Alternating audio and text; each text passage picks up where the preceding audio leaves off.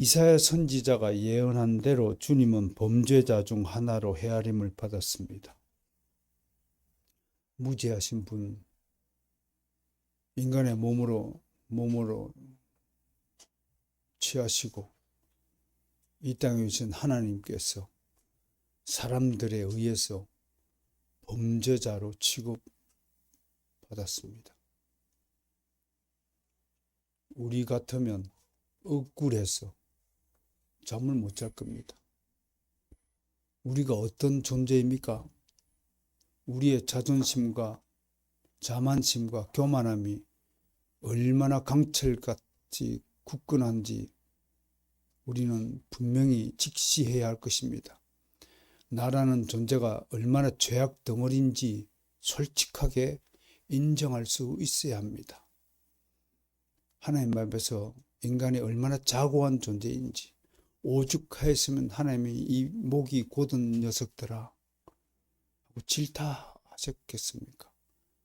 조금이라도 하나님이 우리를 돌봐주지 않고 섭리하지 않으신다면 모든 인간은 패악의 길, 죄악의 길로 다른 박질하였다는 것을 우리는 성경의 역사를 통해서 분명히 알고 있습니다. 우리가 한 짓을 보세요. 제가 어느 교회에 특별 설교 자리를 통해서 밝힌 바도 있습니다. 이성 예찬을 하던 그 인간들이 결국 어떤 짓을 했느냐? 하나님을 떠난 그들이 과연 정말로 우리 인류의 삶을 풍족하게 하고 아름답게 하고 정말 멋진 세상을 구현해 냈는가? 왜 그렇게 이성을 예찬하던 그들이 세계 대전을 일으켜서 수백만 명의 목숨을 일으키고 전쟁을 벌이고 총칼로 찔러 죽이고 이 세치혀로 다른 사람의 명예를 깎아내리고 이 세치혀로 다른 사람의 모함을 하고 얼마나 미워하고 시기하고 질투하고 얼마나 짜증내고 성질내고 얼마나 게으름을 피우는 존재였는가를 생각해 볼 때 과연 우리가 거룩하신 하나님을 범죄자 취급한다니 이건 갈 때까지 간 것이다 라는 말로 대신할 수밖에 없습니다. 비록 요한복음에는 유대인들이 예수님을 범죄자 취급했다라고 기록하고 있지만 이 유대인들이 바로 우리 자신이라는 사실을 생각하면서 이 말씀을 들으셔야 합니다. 내가 바로 범죄자 중에 범죄자였다. 미국 어떤 방송국에 어떤 여성 패널이 나와가지고 저는 기독교 교회에서 들려주는 설교 소리가 기분 나빠서 정말 잠을 잘 수가 없습니다. 왜 칭찬하지 않고 그렇게 죄인이라고 공박하고 쑤셔대느냐. 그녀는 하나는 알고 둘은 모르는 작자입니다. 그녀는 자기 자신이 얼마나 죄악의 덩어리인가를 한 번도 생각해 보지 않았던 것입니다. 성경은 칭찬하고 격려해서 주는 상장이 아니라 우리의 죄를 낱낱이 기록하여 고발하는 죄 고발장입니다. 그것을 기억하셔야 됩니다. 그리고 그 사실을 진심으로 인정하고 이 입술로 사도 바울이 고백한 것처럼 나는 주 앞에 정말 찌꺼기요 만물의 찌꺼기요 좀 벌레만도 못한 존재라는 사실을 인정할 때 여러분들에게 새로운 인생이 열리고 새로운 축복의 세상이 열리는 것입니다. 그것이 하나님의 진리의 법칙이라는 사실을 명심하고 또 명심해야 됩니다. 내가 하는 모든 행동이 전부 하나님을 대적하는 것이라는 사실을 우리는 기억하고 살아야 합니다. 잘난 것 같죠? 착한 것 같죠? 올바른 것 같죠? 아니요.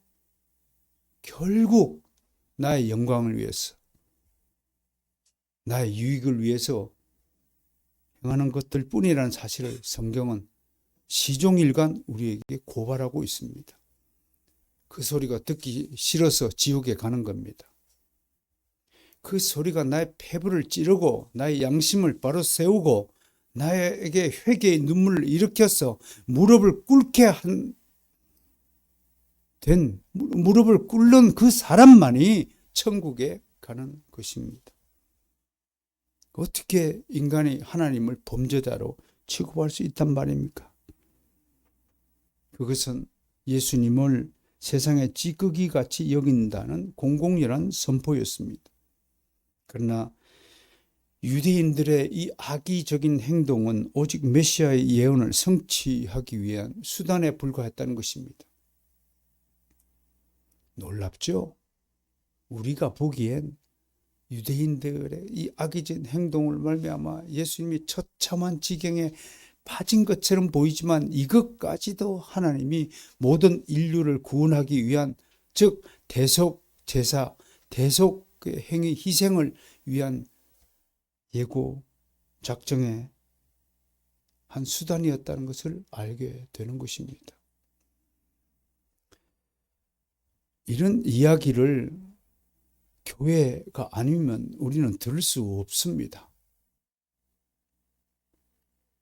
어디서 여러분 인류를 구원하기 위한, 바로 당신을 구원하기 위해서 예수께서 십자가에 피를 흘리고 돌아가셨다는 이야기를 어디서 들을 수 있겠습니까? KBS? MBC? SBS? TVN? 그곳에서 대속의 이야기를 들을 수 있는 곳이 있나요? 뭐 엄마, 친구, 아들 드라마에서 그런 대사가 나옵니까? 어디서 나옵니까? 여러분들이 좋아하는 BTS의 노랫말에서 그 대속의 가사가 나옵니까? 흘러간 옛날 노래에서 그 가사가 나옵니까? 아니요. 성경과 설교에, 그 성경을 설교하는 이 예배의 시간에서만 들을 수 있는 이야기라는 사실에 여러분들 정말 흥분하고 감사해야 됩니다. 이 자리는 여러분들이 잡념의 세계로 빠져들라고 여기 앉아 있는 것이 아닙니다.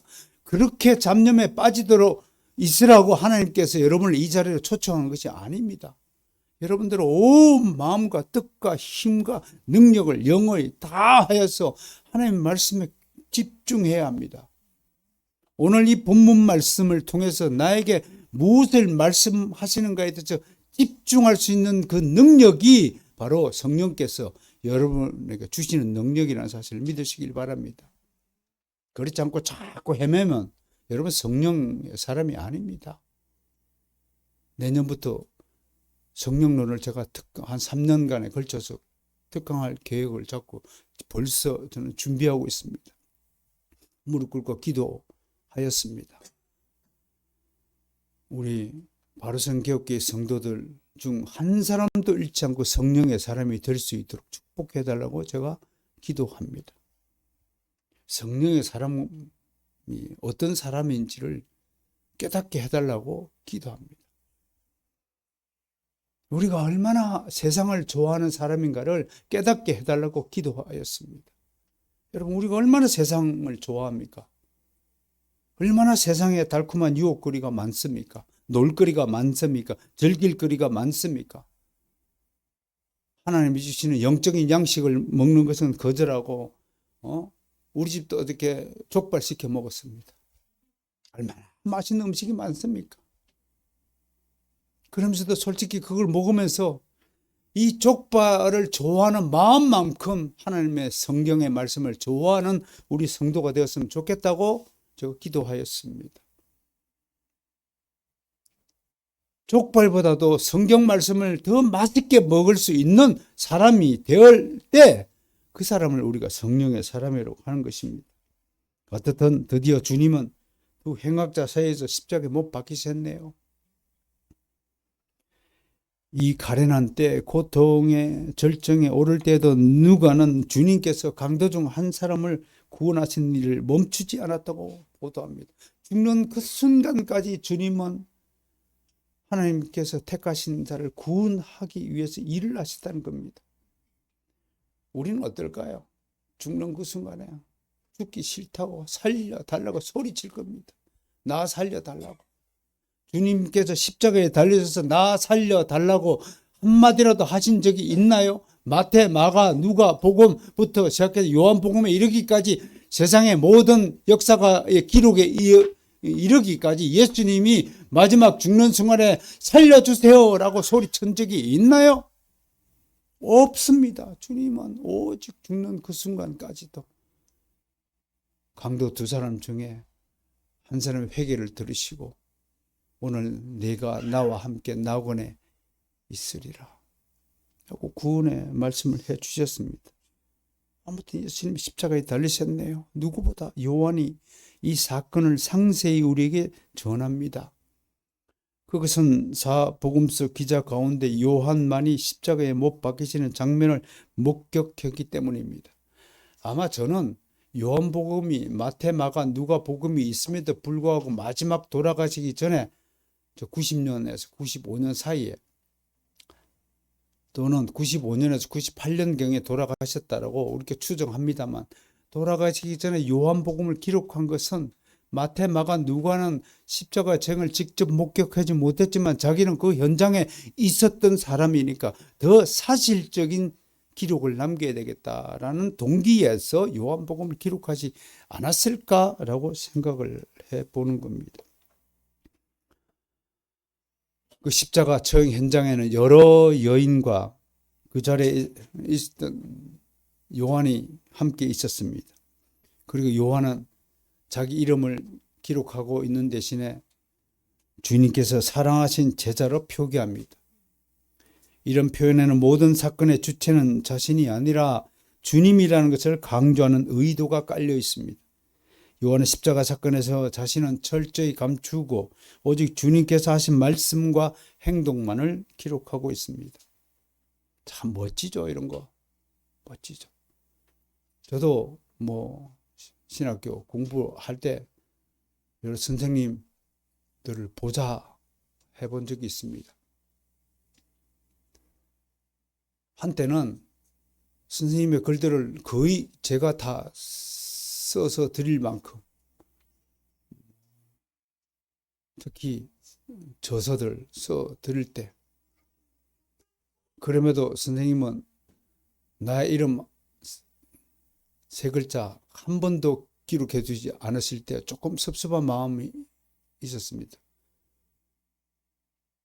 그런데 어느 날 어떤 목사님께서 제가 그 일을 하는 것을 옆에서 지켜보신 목사님께서 야, 목사님 진짜 하나님 복을 있는 대로 받겠네요. 왜요? 그 목사님이 이렇게 얘기한 거예요. 자기 이름을 감추인 자는 하나님의 심중에 그 이름이 새겨졌도다. 수많은 논문들, 저술들, 제 손을 안 거쳐간 분이 없을 정도로 제가 그렇게 보필을 했습니다. 지금도 여기 와 요즘에 자주 월요일마다 오시는 우리 선배님 박 목사님의 책도 제가 정성껏 문장을 다듬어서 보필해 드렸습니다. 저는 사도 요한이 요한복음을 기록하면서 자기 이름을 드러내지 않고 그냥 사랑하시는 제자라고 표기한 그 겸손을 우리가 눈여겨봐야 한다고 생각합니다. 이게 진짜 겸손이죠. 자기를 드러내지 않는 것이야말로 가장 큰 겸손이다. 낮추는 것이 능사가 아니에요. 자기를 감추는 것. 그래서 제가 여러분에게 입버려 좀 강조하는 것이 하나 있죠.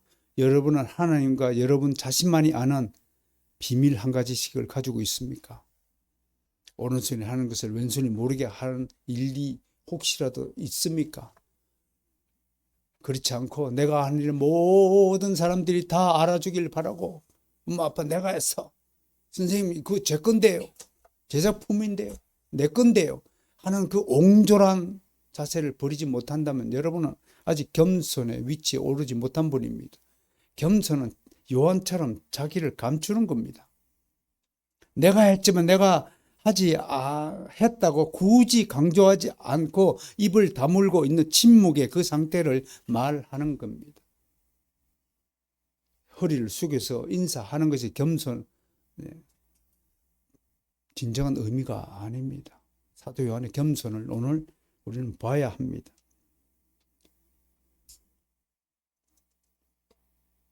오늘 본문은 주님이 십자가에 달리시고 운명하는 장면을 보도하고 합니다. 저는 이 장면을 영화의 장면처럼 5가지 씬으로 나누어 보았습니다. 장면 1, 씬 1, 3가지 은으로 된 패를 카메라 앵글이 비추어 보입니다. 예수님 십자가 위에 패가 붙었습니다. 십자가 죄수들에게는 자신의 죄목이 적힌 팻말을 달게 됩니다. 예수님도 마찬가지죠. 보통 일반 군사들이 이 팻말을 만드는데 오늘 예수님의 팻말은 빌라도가 직접 써서 붙입니다. 빌라도가 직접 써서 붙였다 해요. 왜 써서 붙였는지 좀 더 내용을 좀 봅시다. 다른 분들은 일반적으로 그 제목을 쓴 팻말을 하나씩 붙여라고 명령만 하면 될 터인데 자기가 직접 썼어요. 그것은 팻말 내용이 뭔가요? 나사렛 예수 유대인의 왕, 또는 뭐 유대인들의 왕 나사렛 예수, 뭐 이렇게 부르기도 합니다만, 어떻든 여기에 세 가지 의미가 있어요. 우선 나사렛 출신이다, 예루살렘 출신이 아니다라는 것을 의도적으로 드러내는 겁니다. 유대인들의 생각이 나사렛에 대한 유대인들의 생각이, 기본적인 생각이 뭔가요? 나사렛에서 이 촌놈들 중에 무슨 선하고 거룩한 이가 태어난단 말이에요. 유대인들이 깔보는 대상인 나사렛, 그 다음에 예수, 나사렛 예수, 그가 유대인의 왕이다. 누구의 왕이라고요? 유대인의 왕은 예루살렘 출신이어야 유대인의 왕이 되죠. 근데 나사렛 출신이 유대인의 왕이 되었다라고 빌라도가 이 의도적으로 쓴 것은 유대인들에게 복수하는 겁니다. 무슨 복수? 읽어보겠습니다. 물론 마태, 마가, 누가는 좀 그냥 간단하게 유대인의 왕이라고 하지만 현장의 목격자라는 점에서 우리는 요한의 기록을 더 신뢰해야 합니다. 나아가 요한의 이 팻말이 세 언어로 되었다고 보도합니다. 헬라어와 로마어, 즉 라틴어죠. 그 다음에 히브리어, 세 가지 언어로 기록되었다고 전합니다. 그 의도가 뭘까요? 이 세 가지 언어는 당시 로마 제국에서 사용되는 공용어였습니다. 그리고 로마 제국의 시민들에게는 로마 제국이 모든 세상의 전부였습니다. 그러므로 주님은 온 세상의 구주가 된다는 것을 의미한다고 해석합니다. 두 번째 장면을 보죠. 내가 쓸 것을 썼다. 많은 유대인이 이 패를 읽었습니다. 그렇죠? 많은 유대인이 이 패를 읽었죠. 근데 성경의 기록이 이런 데서 묘미를 더합니다. 그냥 우리는 읽었다, 그리고 지나가고 말터인데 성경 주석가들은 이런 의미를 놓치지 않습니다. 이게 성숙한 신앙인의 성경 해석법입니다. 눈을 또렷하게 뜨고 한 단어도 그냥 지나치지 않겠다고 생각하고 성경을 읽는 자세야말로 교회의 성격을 입장이고 성숙한 신앙의 발로라고 할 것입니다. 헬라 원문에는 읽었다가 아네그노산인데 원형이 동사가 아나기스코는 두 가지 단어가 합성된 단어입니다. 아나 헬라어로 아나 그러면 다시 again이라는 반복하다라는 뜻이고, 기노스코는 알다, 읽다 그런 뜻입니다. 그러니까 무슨 뜻인가요? 유대인들이 팻말의 글을 읽고 또 읽었다. 그냥 자칭 유대인 지도자들이 원하는 대로 자칭 유대인들의 왕, 제목이 그거잖아요. 신성모독한 자, 이렇게 팻말을 붙일 텐데 빌라도가요, 나사렛 예수 유대인의 왕이라고 붙였어요. 여러분은 한 번도 성경을 읽으면서 이 의미에 대해서 생각해 본 성도가 없을 겁니다. 그만큼 성도들의 성경 읽기가 표피적이고 그냥 표면적이고 그냥 눈으로 읽는 수준이라고 하는 것입니다. 그래서 강해 설교를 들으셔야 합니다. 왜 성경이 위대한 하나님의 진리의 말씀인가를 깨닫고 알기 위해서라도 이런 설교를 들으시고 여러분들의 진리에 대해서 지식이 점점 더 풍성해져야 한다는 것입니다. 한글 성경에는 나타나 있지는 않지만 요한은 유대인들이 팻말을 읽고 또 읽을 수밖에 없었던 근거로 접속사 호티, 왜냐하면 because라는 접속사를 쓰고 있습니다. 즉 예수께서 십자가에 못 박히신 곳이 성 예루살렘에서 그리 멀지 않은 곳이죠. 더욱이 못 박히시던 때는 유월절 주간이었어요. 수많은 유대인이 이 유월절 주간에는 예루살렘으로 다 몰려드립니다. 마치 이슬람 신도들이 어디로 몰려들죠? 사우디아라비아 메카로 때 되면 다 몰려들고 작년인가 재작년인가 깔려 몇백만 명이 깔려 죽었다고. 그걸 두고 또 어떤 목사가 더 속이 시원하다고 말을 해가지고 또 사람의 생명이 희생되면 안타까워 여기고 주여 저들을 불쌍히 여기달라고 기도하지 못할 망정 그런 마음을 먹었어야 되겠습니까? 그런데 이들에게 예수 그리스도의 처형 소식은 얼마나 볼만한 구경거리가 되었겠습니까? 그러나도 심심하던 차에 예수님 자칭 유대인의 왕이라고 하는 자 처형 사건이 있다는 게 다 십자가 처형 장소에 몰려들지 않겠습니까? 그렇기 때문에 바로 그 장소에 유대인의 왕 예수 그리스도의 명패를 유대인들이 읽고 또 읽었다는 겁니다. 요 읽고 또 읽도록 만드신 하나님의 이 놀라운 섭리의 목적이 무엇인가 그걸 좀 생각해 보라고 좀 소개하는 겁니다. 신기하잖아요. 6월절이 아니었으면 유대인들이 몰려들지 않았겠죠. 6월절 중에 수많은 타지에서 사람들을 유대인들을 다 예루살렘을 불러 모으게 한 다음에 그 예루살렘에서도 예수님의 처형 사건이 그 시기에 딱 일어나도록 만드신 다음에 그래서 사람들이 골고다 언덕으로 다 오르게 하신 하나님의 놀라운 주권적 섭리를 보세요. 그리고 가보니 뭐가 보여요? 나사렛 예수 유대인의 왕. 그 팻말을 보고 또 읽고 왜 은 거예요? 아니 우리가 지금 왕을 죽이고 있단 말이야. 우리가 유대인인데 우리의 왕이라고? 우리의 왕을 지금 십자가에 매달고 있다는 사실을 두 눈으로 똑바로 보게 만드신 하나님의 놀라운 비밀의 섭리를 보시라고요. 여러분 살다가 그런 경험 안 해봤어요? 나의 의도와는 전혀 상관없이 이상하게 하나님의 이끌림을 받아서 어느 자리에 가 있건 어느 누구를 만난 건 어떤 사건을 치르게 되는 경험을 한 적이 없으신가요? 저는 많은데요. 저는 많습니다. 눈 떠 보니 이상한 일이 내 앞에서 벌어지고 있고 나면 지나라고 보면 전부 그것이 하나님의 섭리였습니다.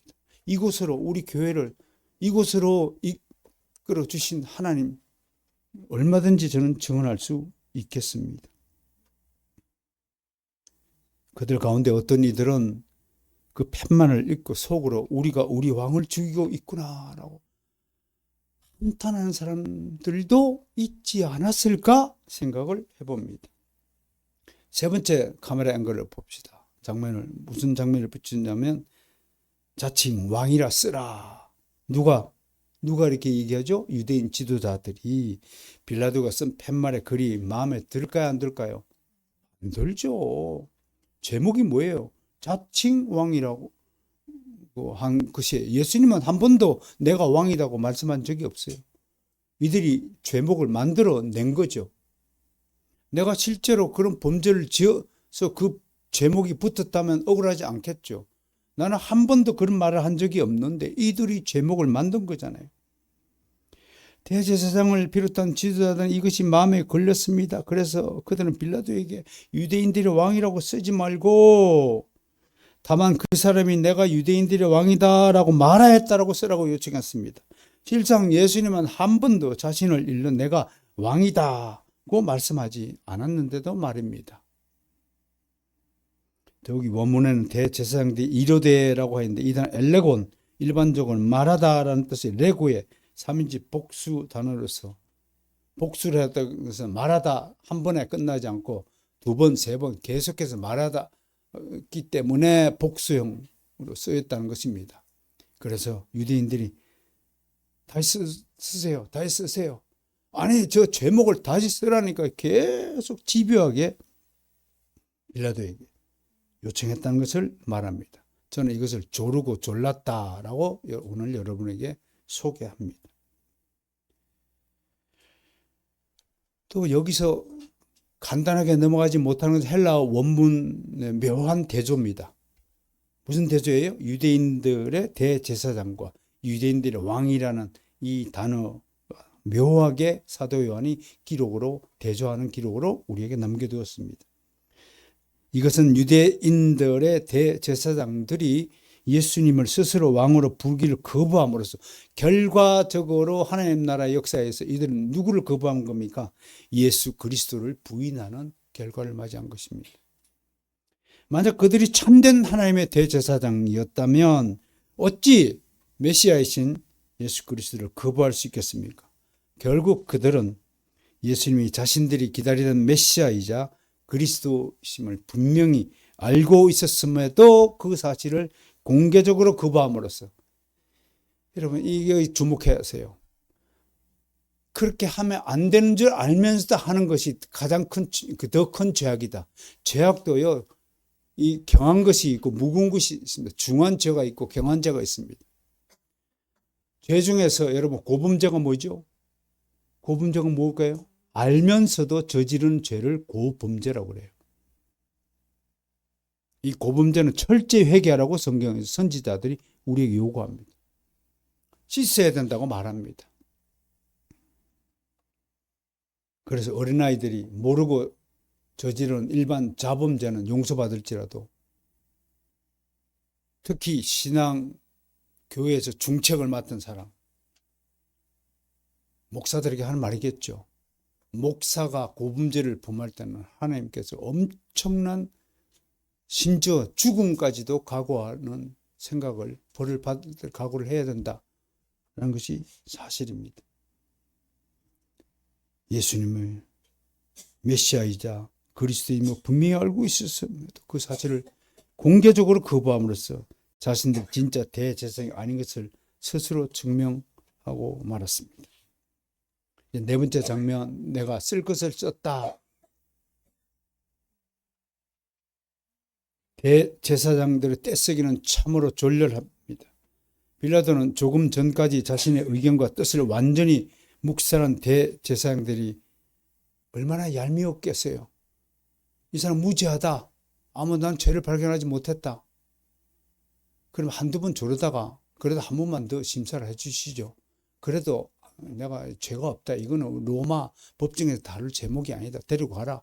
그러면 알았습니다. 그걸 다시 데리고 갔더라면 빌라도가 이렇게까지 복수하지 않았을 겁니다. 자신의 의견을 철저히 짓밟은 대제사장들에 대항해서 빌라도가 기다렸다는 듯이 다시 써달라고 조르는 그들의 요구를 묵살하고 내가 쓸 것을 썼어. 이게 이제 여기서 또 문법을 한번 따져봐야 되는데 문법적으로 이게 현재 완료라고 그래요. 완료형이 무슨 뜻인가요? 이미 끝났으니까 다시 고쳐 쓸 수 없어 라는 의도로 호, 게, 그라파, 게, 그라파 라는 것을 반복해 쓰고 있다는 겁니다. 빌라도의 강력한 의지가 담겨 있고 저는 이것을 새벽부터 아침까지 자신을 괴롭힌 유대인들에 대한 빌라도의 냉소적인 복수로 보이는 것입니다. 대제사장들이 빌라도에 한 방 먹었죠? 다 요구하면 들어 주었던 빌라도가 내가 쓸 거 썼어. 이제 더 이상 끝났어. 요청하지 마. 그래서 역사에 드디어 나사렛 예수 유대인의 왕이라는 팻말이 역사에 남아 있게 된 것입니다. 그것을 줄여서 우리가 또 물고기 모양으로 그려가지고 차 뒤편에 붙이고 다니는 그 유행이 한때 참 많이 있었죠. 우리 한국 교회도. 요즘엔 뭐 그런 표시를 하는 사람이 다 눈에 보이지 않지만 말입니다. 이제 마지막 장면입니다. 옷을 나누다. 옷을 나누다. 저는 이 장면을 글을 적으면서 우리는 죽을 때 장례식에 이렇게 저도 많이 가봤습니다만 옷을 벗기는 것이 아니고 없는 옷 있는 거지 똘똘똘 싸매가지고 300옷에 그냥 묶어가지고 그리고 장례식을 치르는데 그걸 보면서 이런 풍습이 어디서부터 시작되었을까? 유래가 뭘까? 그래서 장례사에게 우리 장인어른 싸맬 때는 저 혼자 들어오게 하더라고. 혼자 들어가서 기도하게 하시고 구경하시면서 내가 물어봤어요. 이렇게 콧구멍, 귓구멍을 막는 것은 이제 뭐 금방 화장할 터인데 그거 뭐 하러 그걸 합니까? 이걸 막으면 빨리 탄다고 설명을 했어요. 근데 이 옷을 왜 입혀요? 이 유래가 뭡니까? 장례사가 저도 모르죠. 우리도 모르는 일들을 얼마나 그냥 따라서 하는 사람들인가를 생각할 때 얼마나 우스꽝스러운지 않습니까? 금방 그냥 누워가지고 불덩이에 들어가지고 화장할 뭐 요만한 먼지만 이렇게 한 주먹 나오게 되는데 그걸 왜 싸고 또 뭐 십자가를 또 옷에 입히고 뭐 왜 그래요? 도대체 불에 태워질 거를. 저 죽을 때는 그냥 옷 벗겨가지고 예수님처럼 벗겨가지고 바로 그냥 집어넣으세요. 그게 뭐 육체가 대단하다고. 그 육체에 대해서 미련을 가지고 끔찍히 이상한 생각이 드는 사람은 미신에 걸린 사람이에요. 예수 그리스도를 믿는 사람은 그런 일에 조금도 마음이 쓰이지 않는 거. 우리 심령이 문제예요. 심령밭이 문제지. 육체 이거 고깃덩어리잖아요. 생명이 떠난 육체는 고깃덩어리, 먼지에 불과하고 흙덩이에 불과한 것에 대해서 미련을 가지고 그것을 지장을 하고 뭐 어떻게 하는 거 보니까 야, 참 우리가 허례의식에 참 너무 많이 길들여져 있구나 생각을 해본 적이 있습니다. 어떻든 십자가에 달리시면 보통 제주들 옷이 다 벗겨집니다. 그 옷은 네 부분으로 나눠지면 속옷은 통으로 짠 것이었다고 합니다. 유대인 역사가 요세푸스는 이 키톤이 제사장의 키톤과 같은 것으로 기록하였습니다. 통으로 짠 것을 키톤이라고 합니다. 그렇다면 우리는 요한복음 17장에 예수님의 대제사장적 기도와 연관하여 볼 때 예수님은 죽기까지 대제사장 직분을 수행하였습니다. 어쨌든 로마 군병들은 훗날 돈이 좀 되겠다 싶어 했는지 예수님의 옷을 가지려고 했습니다. 군병들 입장에서는 정확히는 잘 모르지만 혹시 예수님의 진짜 대제사장이었다면, 진짜로 유대인의 왕이었다면 자신들이 보기에도 예사롭지 않은 분이시거든요. 그러니까 뭔가 하나 가지고 있으면 다음에 좀 돈이 되겠다라고 생각하지 않았겠습니까? 그래서 군병들은 예수님의 옷을 네 조각으로 나누어 가졌습니다. 이것은 십자가 처형을 담당한 군병이 모두 네 사람이라는 것을 뜻하죠. 그리고 통으로 짠 속옷은 제비를 뽑아 한 사람이 가져갔습니다. 그래서 영화가 시작되잖아요. 통으로 짠 옷을 한 사람이 가져가가지고 시장에 이제 모 귀족이 고가로 매입을 해가지고 그걸 가지고 무슨 뭐 황제에게 바쳤다 하나. 그런데 바치는 과정에서 옷이 다시 찢어져 가지고 네 조각이 또 나가지고 하나는 스페인에 가 있고 하나는 스코틀랜드에 가 있고 하나는 어디에 가 있고 뭐 그런 소문을 엮은 영화를 혹시 보셨어요? 그런 영화 좀 보고 그러세요. 어쨌든 뭐 그 극작가의 상상력에 의해서 만들어진 것이지만 아무튼 이렇게 성경은 옷 조각까지도 가지고 갔다는 것을 기록하고 있습니다. 근데 이 부분에 대해서 아드핑크의 해석이 재미있습니다. 이 통으로 짠 속옷, 그 우리 성경은 호지 아니하였다 이렇게 표현하잖아요, 그죠? 호지 아니하였다는 것은 바느질을 하나도 하지 않았다라는 뜻으로 말하는 거죠.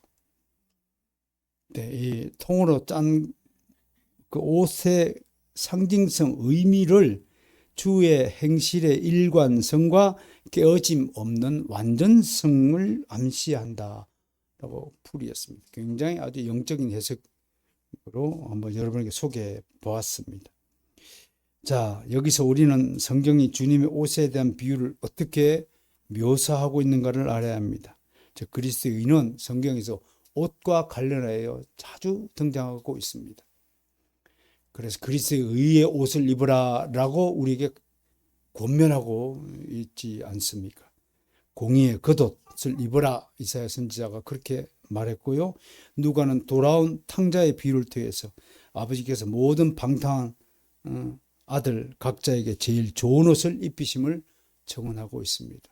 돌아온 탕자에게 목욕하고 새 옷을 입히신 아버지의 그 마음을 담은 비유가 바로 탕자의 비유였다는 것입니다. 성경에서 그리스도의 옷은 그리스도의 의를 상징합니다. 저는 이 부분에 대해서 저와 여러분 모두에게 각성이 필요하다고 생각합니다. 우리가 그리스도의 의의 옷을 입기를 얼마나 갈망하는가 한번 묵상해 보아야 될 문제라고 생각을 합니다.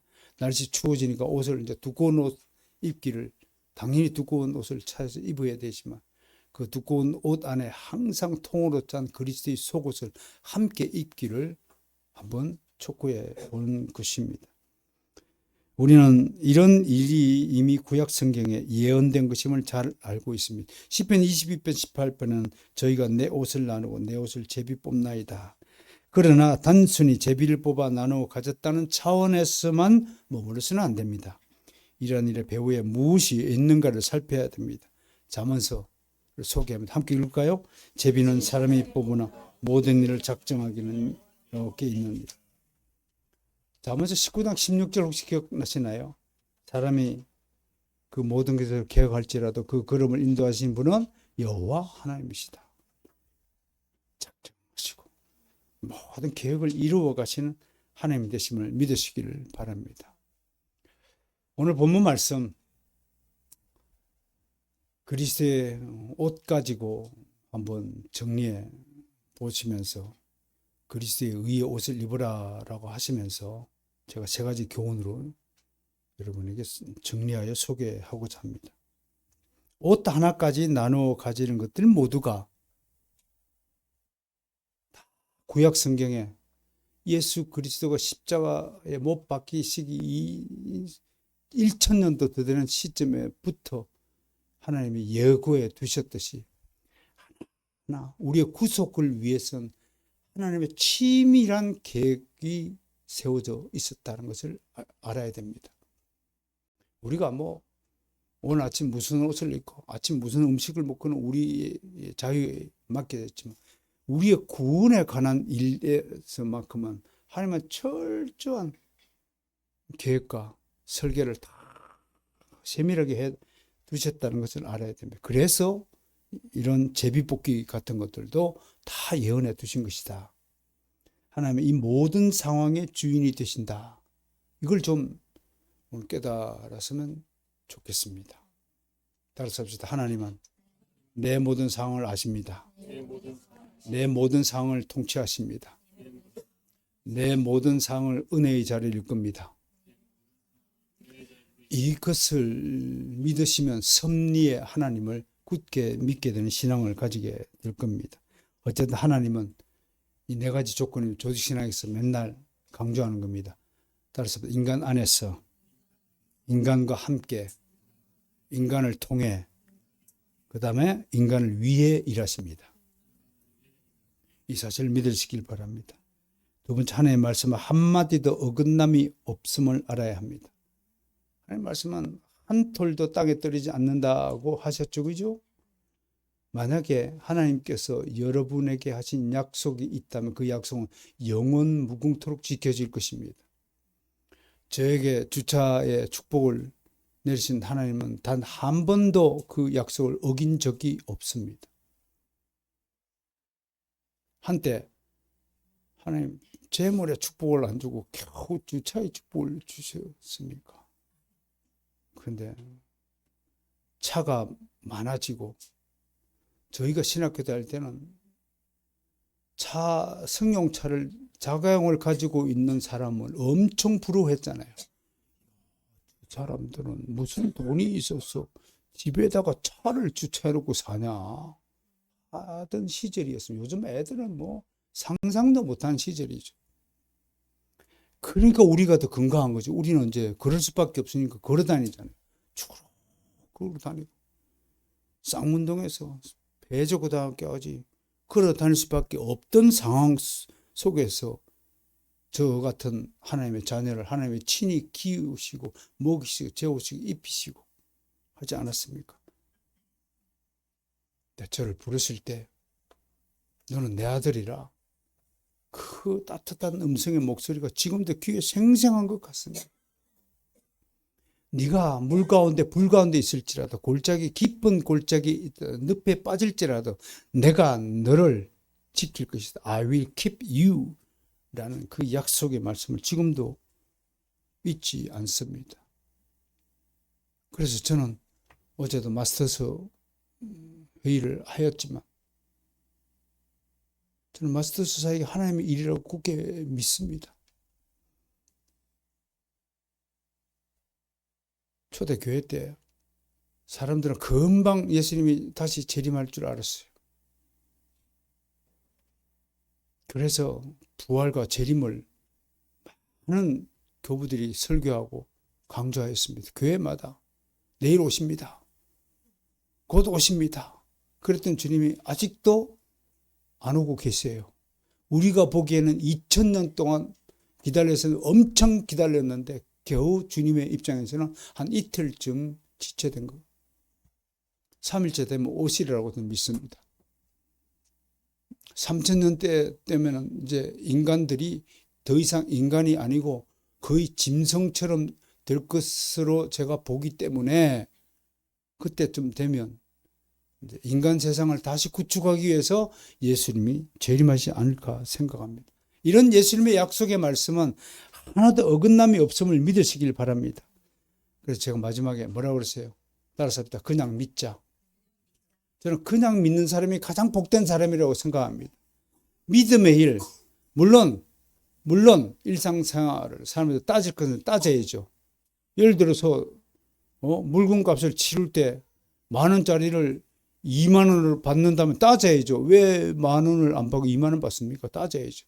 그러나 믿음의 일에서만큼은 따지지 말고 그냥 믿으라고 하나님이 말씀합니다. 왜? 그것은 우리 머리로 따질 대상이 아니기 때문에 그렇습니다. 안심이가 저기 앉아서 있으면서 목사님 설교는 이렇다 저렇다 딸 수 있습니까? 없습니다. 그냥 순전하게 즐기는 것입니다. 우리가 해야 될 믿음의 일은 그냥 즐기는 믿음이 되시기를 주의 이름으로 축원합니다. 마지막으로 오늘 본문에서 예수 그리스도가 십자가에 달리셨죠? 돌아가셨죠? 비참하죠? 아주 모욕적이죠? 옷을 발가벗긴 상태로 십자가에 매달아가지고 얼마나 고통스러웠겠습니까? 피를 흘리고 사람들이 조롱합니다. 혀를 끌끌 차고 있는 그 모습을 보면서 바로 그분이 나를 구원해준 구세주 예수 그리스도라는 사실을 마지막으로 잊지 않아야 된다고 생각을 하면서 말씀을 마치겠습니다. 하나님